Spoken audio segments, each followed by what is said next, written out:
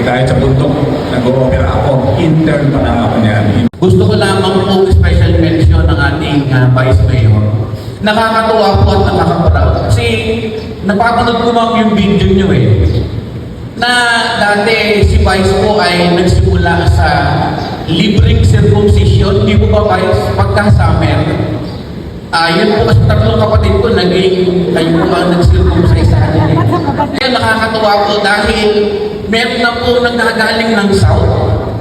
Hindi po ba ma'am, minsan may nakita po akong ambulansya na naka-stay doon galing ng South. Quezon, Norte. Hindi po ba? At dahil po ang ating Vice Mayor ay gumagawa ng mabuti, meron pong hinihipo ang Diyos na magbigay din naman at magbalik din naman ng tulong sa Kanya. May Rotary Club na nagbibigay po ng anesthesia. Yung Vice Mayor po ng siyudad po ng Malolos, si Vice Mayor Bebong ay nagpunta sa kanyang klinika para po magbigay ng mga anesthesia. Mga kapatid, ganito, tandaan po na bago po ako mag-pray. Totoo po ang sinabi ni Apostol Pablo. Huwag po natin itong kakalimutan. Kapag tayo po ay nagtanim ng mabuti, aani tayo ng mabuti. Pero pag tayo po ay nagtanim din naman ng masama, aani tayo ng masama. Kaya po yung mabuting bagay na tinanim po ng ating butihing Vice Mayor, inaani niya po ngayon. Kaya maraming pong salamat sa inyong videographer na talaga namang lahat ng anggulo ay kinukunan, pagpalain namang na Yahweh El Shaddai. Pwede mo natin palakpakan ng ating butihing Vice Mayor. Salamat po kayo. Tandaan lang po natin, itong taon po na ito, ano nangyari, lagi po tayo magpasalamat sa ating Panginoon. Sa inyong lahat, isang magandang umaga. Sa ating pastor na kanina ay nabigay ng mensahe, siyempre sa ating minamahal na punong bayan, kung bakit sa ngayon ay kinikilala, umaangat ang ating bayan ng Kalupit. Paraparan nga po natin ang ating alcalde.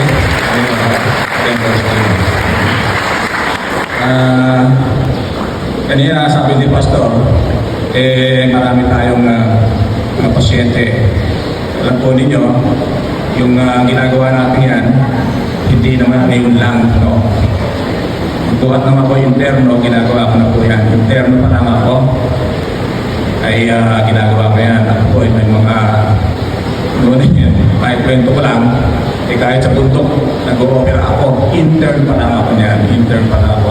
Mga minor operation, ginagawa ko na sa Isabela, sa Cagayan Valley, Cagayan Province, nag-dimission kami dyan. Kaya ako nasanay doon sa mga doktor sa baryo.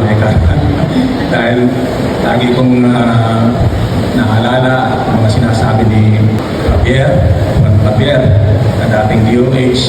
Siguro naka-influensya sa akin doon at yung kanyang mga panula ay napakaganda at kanyang i-encourage mga bagong mga doctors to go to the province. So siguro nag-influensya din sa akin yun upang magsagawa ng ganong misyon sa iba't ibang lugar. At yan po ay ginagawa na natin dito sa Kalupit since the very start pa. Kaya ang kasalanan niya ni Charo, yung si King Pig, kung bakit nalaman. Hindi ko naman ninahangad yun makita yan. Kaya pati taga-Pakistan, mga Afghanistan, Somalia pa, inimbita ako sa Somalia kaya nga ganun kalawak ang social media. Nakakatuwa naman, mahirap. Siyempre, medyo may edad na tayo, pero medyo nagbibigay lakas sa akin yan. Sapagkat nakikita ko yung mga pangangailangan ng mga tao na ang nalayo nila pupunta rito just to avail my services. No? Tayo naman, ito, bagong taon, 2026, siyempre, tulad na sinabi ko nung nakaraan, maaaring may mga pagkukulang pa tayo, meron tayong mga pagkakamali sa ating ginagawang servisyo, sa ating mga kapwa, ituwid natin yun. Maganda ang imahe, ang larawan ng bayang Kalupit, maganda ang imahe ng mga kumani natin at pag-ihip po natin. Ang ating alkalde ay nagsisikap, no? At nakikita naman natin ang bunga ng kanyang pagsisikap. Ang ating bayan ay kinikilala na.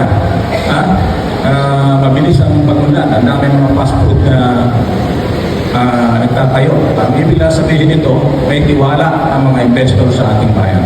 At sana, kabila ng mga kalamidad na dumarating sa atin, bagyo, mga high tide na ganyan na talagang nakapipinsala, ay eka nga, ang material tampin, very resilient, matibay. Despite of all these calamities, despite of these sufferings na dumarating sa atin,